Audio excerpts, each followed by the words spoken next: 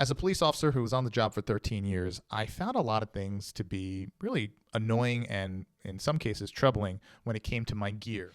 One of the things I realized early on that was, let me say, an annoyance, but also something that I found was dangerous, was the coats that they gave us during the cold weather. In the wintertime, right out of the academy, they gave us a couple of options for coats. One was a kind of a coat slash jacket, and then one was a big, heavy leather coat that had a liner that you could zip in and zip out. Both were uncomfortable. The heavy one was horrendously uncomfortable. It was heavy, it was bulky, it was stiff, you couldn't move. And quite frankly, without the liner, it really wasn't that warm. And then there was the jacket that it was warm, but it didn't really do much. And it also covered up a lot of stuff that, I wanted to access my belt quicker. And there was these buttons that you could kind of button if you wanted to, but they were just it was annoying. In the end, I just realized very quickly I didn't want to wear a coat or a jacket while I was on patrol.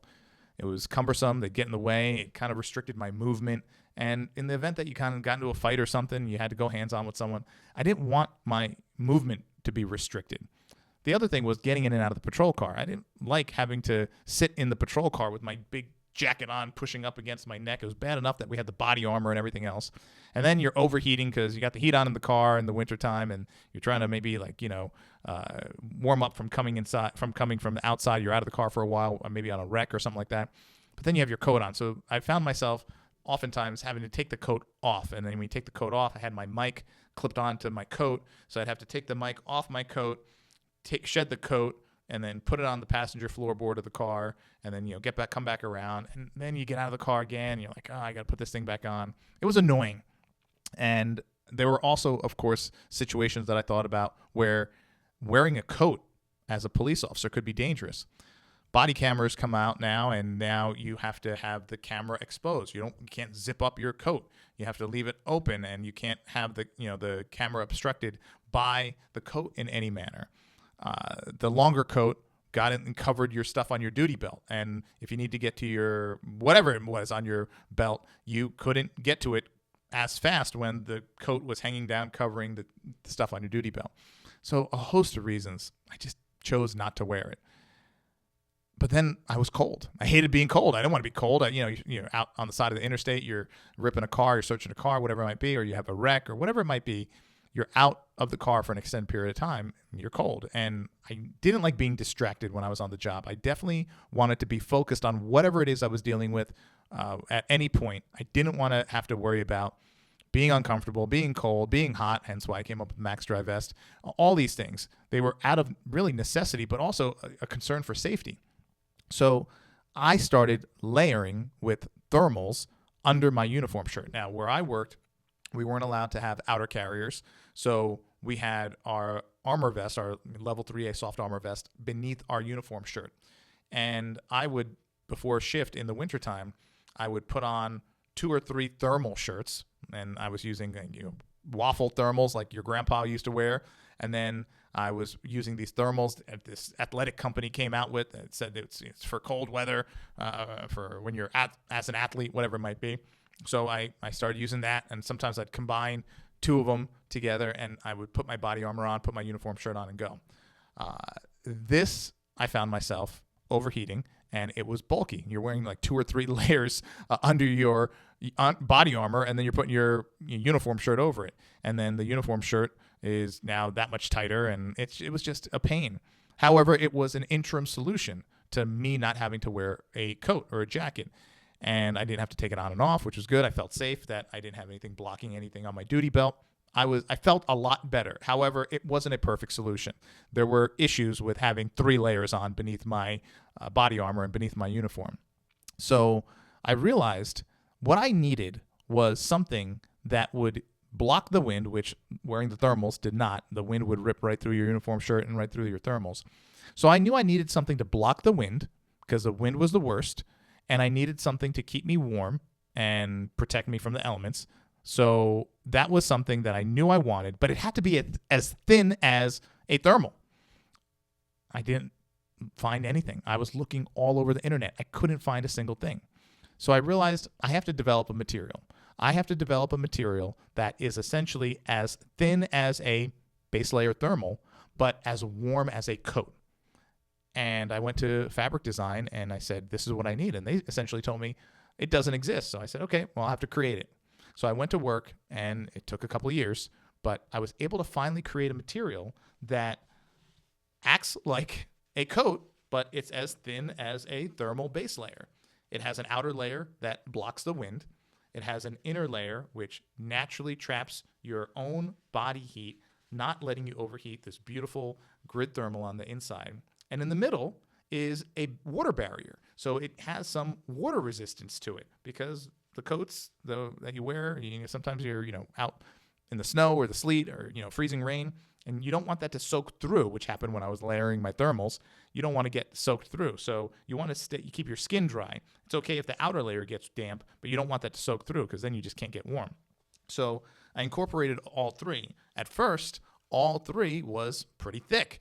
So we incorporated a heat press process to compress all that down. So now you have something that is blocking the wind, giving you protection from the elements, the rain, the sleet, the snow, and is helping you regulate your own body heat with that beautiful grid thermal on the inside, yet in a super thin, lightweight, and stretchy material. When I first developed the first prototype and I wore it on duty, I was immediately blown away. I couldn't believe that I was as warm as I was when wearing a big coat, but I didn't have to deal with the bulk. And guys started looking at me, because there were some extremely cold evenings working the midnight shift, 7 p.m. to 7 a.m., where they saw me out of the car and I didn't have a coat. And guys were saying to me, like, bro, where's your coat? And I said, I created this base layer. It keeps me just as warm, if not warmer, than a coat. And it's breathable, so it's comfortable. I'm not overheating. The perspiration is not coming about as if you're wearing a big bulky coat, because in the cold weather, perspiration is the enemy. Moisture is the enemy. You'd sweat from wearing your big coat inside somewhere, and then you come out into the cold, and that moisture is now making you cold. So it had all the properties that I wanted in a format that was perfect for how my uniform had to be worn, with your thermal under your uniform shirt as the outer layer. And made a mock neck, I gave it a mock neck, not only to block the wind from going down your shirt, but I also, on my uniform shirt, I hated when we had to button it all the way up and wear a tie. I hated how the collar would cause these bumps on my neck, probably from shaving. So I made a nice soft mock neck collar, so when you close the collar on your uniform shirt, there was no rubbing, and it got rid of all the bumps and all that irritation, which was huge for me. I hated that. On the sleeves, I made a little bit of a longer cuff, so not only is it compression, so it stops the wind from going up, but in the event I wore gloves, the cuff was long enough to go into the glove and pull the glove over, and it wouldn't come out, so it had that other layer of protection against the elements. Since the Equinox Stage 3 Thermal, which is what I called it, came out, it completely blew me away at the response. There were so many other police officers and first responders and so many other people who just work out in the elements that said, this is what I've been looking for. I've been looking for something that can keep me as warm as a coat, but wasn't big and bulky and would restrict my movement and, make me overheat and all these other things. I can't believe something like that didn't exist. And on top of it, this one gives you the fluid protection as well.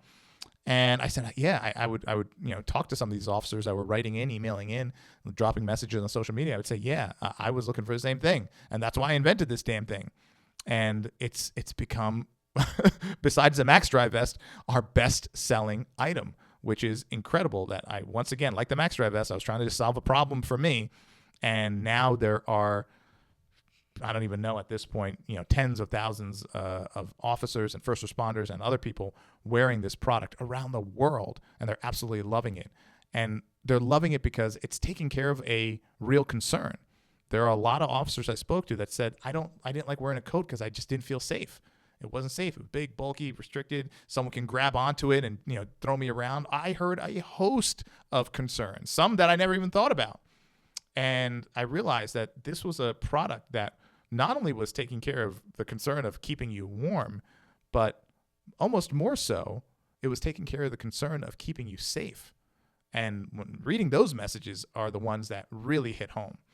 And it's really a beautiful thing to get that response from people that I did the job with, right? And, brothers and sisters in blue, in the uniform, wearing the badge, going out there every day to protect and serve, being able to take care of some serious concerns for them, especially safety, was awesome. The Max Dry vest was developed because I hated being hot and sweaty and soaking my own sweat during during my days in the summertime wearing body armor.